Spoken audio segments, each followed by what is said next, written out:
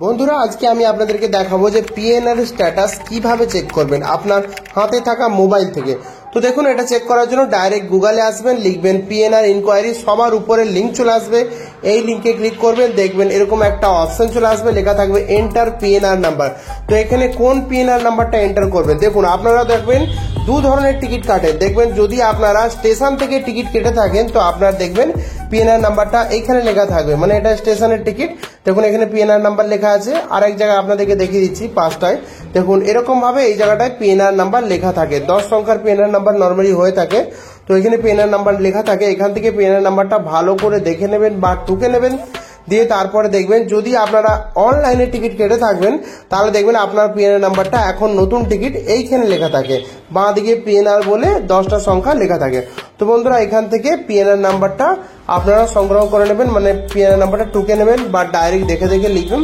এরপরে ডাইরেক্ট ওখানে চলে আসবেন যেখানে আপনারা সার্চ করেছিলেন পিএনআর ইনকোয়ারি বলে, তো ওখানে পিএনআর নাম্বারটা পুট করে দেবেন। 10 সংখ্যার পিএনআর নাম্বারটা ভালো করে দেখে দেখে লিখবেন, দিয়ে সাবমিট অপশনে ক্লিক করবেন, দিয়ে দেখবেন আপনার কাছে যোগ বিয়োগ আসবে। দেখুন এখানে বিয়োগ করলে এটা 12 আসে। যদি আপনার অসুবিধা হয় তো দেখবেন ডান দিকে একটা চিহ্ন আছে, ওটা রিফ্রেশ করা যায়, ওই চিহ্নটা ক্লিক করলে আপনার যোগ বিয়োগটা পাল্টে যাবে।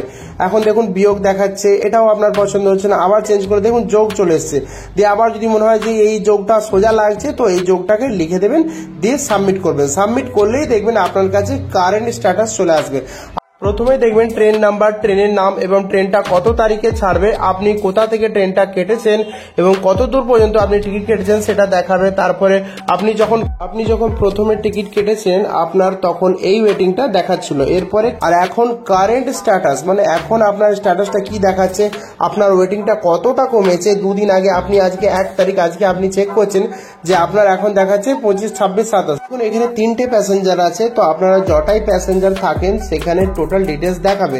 এখানে দেখুন প্যাসেঞ্জার ডিটেলস দেখাচ্ছে। তো আপনার 1 তারিখ, তো আপনার ট্রেন 3 তারিখে আছে, তো 3 তারিখে আপনার ট্রেন যখনই থাকুক, ধরুন আপনার ট্রেন রাত 11টায় আছে, তো লাস্ট আপনি আপনার এখানে সিট নাম্বার দেখতে পাবেন কখন বলুন তো, চার্ট প্রিপারেড হলে তখন। তো চার্ট প্রিপারেড কখন হয়, ট্রেন ছাড়ার 4 ঘন্টা আগে। ট্রেন যদি 11টায় ছাড়ে তো বিকালের দিকে আপনার দেখবেন 7টার সময় আপনার এখানে চার্ট প্রিপারেড দেখাবে। আর এখানে দেখবেন ওয়েটিং যদি হয়ে থাকে তো ওয়েটিংই দেখাবে, আরএসি হলে আরএসি সিট নাম্বার দিয়ে দেবে, আর কনফার্ম হয়ে গেলেও সিট নাম্বার দিয়ে দেবে। আর যদি ওয়েটিং থাকে তো আপনার টিকিট অটোমেটিক ক্যান্সেল হয়ে যাবে, আপনি রিফান্ড পেয়ে যাবেন যদি অনলাইনে করে থাকেন। আর যদি কাউন্টার থেকে টিকিট কেটে থাকেন তাহলে আপনাকে যে ওখানে টাকাটা রিফান্ড নিতে হবে কাউন্টার থেকে। চার্ট প্রিপারেড হয়ে যাওয়ার পরও যদি আপনার ওয়েটিং রয়ে যায় তাহলে কিন্তু আপনি ট্রেনে উঠতে পারবেন না, কারণ এখন সরকারের নিয়ম আছে ওয়েটিং থাকলে আপনি টাকা রিফান্ড পেয়ে যাবেন, আপনি ট্রেনে উঠতে পারবেন না, তার মানে আপনার ট্রেন টিকিট বাতিল হয়ে যাবে। নর্মালি বেশিরভাগই এটা আরএসি হয়ে যায় কিংবা কনফার্ম হয়ে যায়। আরএসি হয়ে গেলে আপনারা জানেন যে হাফ সিট হয়ে যায়, আর কনফার্ম হয়ে গেলে মানে আপনারা জানেন সেটা গোটা সিট আপনারা পেয়ে যাবেন। সেই জন্য ট্রেন ছাড়ার 4 ঘন্টা আগে ভালো করে আগে চেক করে দেখে নেবেন যে আপনার স্ট্যাটাস কি দেখাচ্ছে, তারপরে আপনি ট্রেন চাপতে যাবেন। ভিডিওটা ভালো লেগে থাকলে অবশ্যই চ্যানেলটাকে সাবস্ক্রাইব করে পাশে থাকবেন।